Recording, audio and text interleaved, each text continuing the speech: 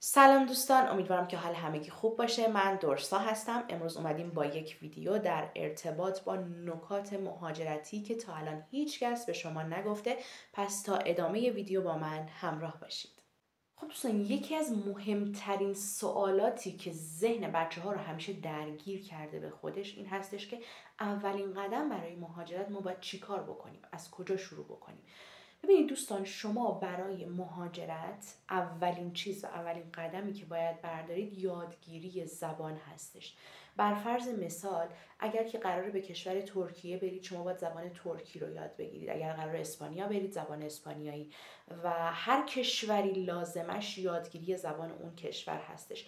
به علاوه زبان انگلیسی بچه ها بسیار بسیار بسیار مهم و حائز اهمیت تو بحث مهاجرت و پروسه مهاجرت، بالاخص مهاجرت تحصیلی که فوکوس ما هم در واقع روی مهاجرت تحصیلی هستش. و در واقع میتونم بگم که مهمترین آپشن برای کسی که میخواد مهاجرت انجام بده زبان انگلیسی هست و دومیش این هستش که شما بتونید مدرک آیلتس، تافل، دولینگو یا به هر حال مدرکی مثل PTE، حالا هر مدرکی که بشه باهاش اپلای کرد، بورسیه گرفت رو داشته باشید. پس اولی شد زبان انگلیسی، دومی شد زبان کشوری که شما میخواید به اونجا مهاجرت کنید، سفر کنید و یا حتی برید برای کار. بسیار خب، دومین قدم مهاجرت چی هستش؟ خب حالا ما گیرم که زبان رو یاد گرفتیم، مدرک زبانمون رو هم گرفتیم. ببینید بچه ها، بستگی داره برای چه پوزیشنی شما میخواید اقدام بکنید. کارشناسی، ارشد، دکترا و اصلا برای رشته های پزشکی، پیراپزشکی و به چه صورت هست، کدوم کشور هست، همه اینها باید برنامه ریزی شده و دقیق عمل بشه بهشون. خب ما بیایم یک توضیح کلی راجع به این قضیه بخوایم بدیم، به این صورت هستش که خب اکثرا بچه‌هایی که میخوان برای مستر و دکترا اقدام بکنن به دو صورت، حالا یا شهریه پرداز میرن یا به صورت بورسیه میرن که باز هم از اونها مدرک زبان خواسته میشه و اگر که بخوان حالت بورسیه برن و این پوزیشن رو بخوام به دست بیارن، به طور کلی از شماها مقاله میخوان، از شما رزومه میخوان، از شما استادی پلن میخوان، از شما خیلی فاکتورهای دیگه میخوان، معرفی استاد و هر چیزی که شما به قول معروف برای یک معرفی کامل، یک اینترویوی کامل برای خودتون نیاز دارید رو لازم دارید. ولی میریم سراغ بچه هایی که اکثرا به من مراجعه میکنن و اکثرا هم خواستار رشته های مثل پزشکی، دندان پزشکی، داروسازی هستن و خب مبحث اینها جدا هستش، چون برای این رشته ها بورسیه وجود نداره بچه ها و اگرم که وجود داشته باشه، شما باید خیلی خیلی خیلی های لول باشید، چه از لحاظ درسی، چه از لحاظ رزومه‌ای، چه از لحاظ زبان. و خب میتونم بگم که تا 99% یک چیز محال هستش که بتونید بورسیه بگیرید، حالا مگر یک سری کشورهای خاص، یک سری به قولن موقعیت‌های خاص که من توی ویدیوهای بعد سعی میکنم که این موقعیت‌ها رو برای شما توضیح بدم. خب الان میخوایم بریم سراغ اینکه به قولم برای اینکه بخوایم برای مهاجرت هایی مثل پزشکی و دندان پزشکی و داروسازی اقدام بکنیم، باید چه کاری رو انجام بدیم؟ ببینید دوستان، اولین قدم برای مهاجرت به حالا کشورهایی که این رشته ها رو دارن، شهریه پرداز هستن و به قول معروف شما میتونید برای این کشورها اقدام بکنید، چی هستش؟ باز هم زبان هستش دوستان. شما اگر دانش زبانی نداشته باشید، به هیچ عنوان، تأکید میکنم به هیچ عنوان نمیتونید اقدام بکنید. حتی اگر کشور سختگیری نباشه که شما بتونید برای اون پوزیشن اقدام هم بکنید، بعداً طی تحصیل شما به مشکل خواهید خورد. و دومین مسئله انتخاب کشور هستش.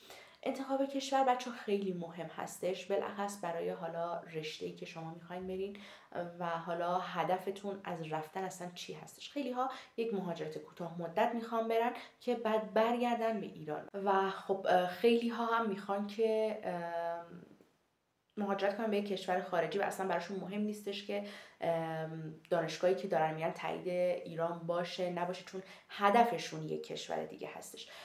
ولی به طور کلی ما میریم سراغ کسایی که میخوان برگردن به ایران.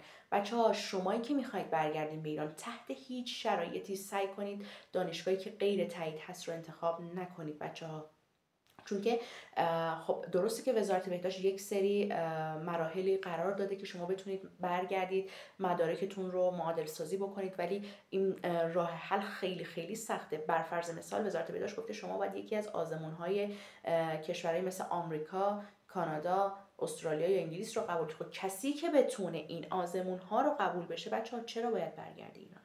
وقتی که میتونه بر فرض مثال آزمون انگلیس رو قبول بشه، اونجا به پوند درآمد داشته باشه، یا کسی که بتونه آمریکا رو قبول بشه چرا باید بیاد ایران؟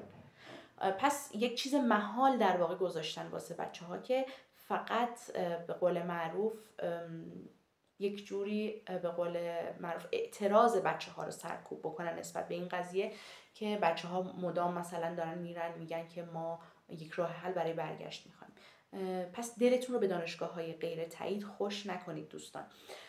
و مسئله بعدی این هستش که خب ما باید یک مسئله رو در نظر داشته باشیم بچه‌ها. ما موقعی که میخوایم برگردیم ایران باید این رو در نظر داشته باشیم که یک، شاید ما نتونیم انتقالی بگیریم، دو، شاید من آزمون ملی رو قبول نشدم. پس توی انتخاب کشور شما باید کشوری رو انتخاب بکنید که بتونید بعد از تحصیلتون اگر احیانا نتونستید برگردید به کشور خودتون اونجا بتونید کار بکنید. که پیشنهاد من برای برای رشته‌های پزشکی، دندان پزشکی، کشوری مثل روسیه، بلاروس و صربستانه.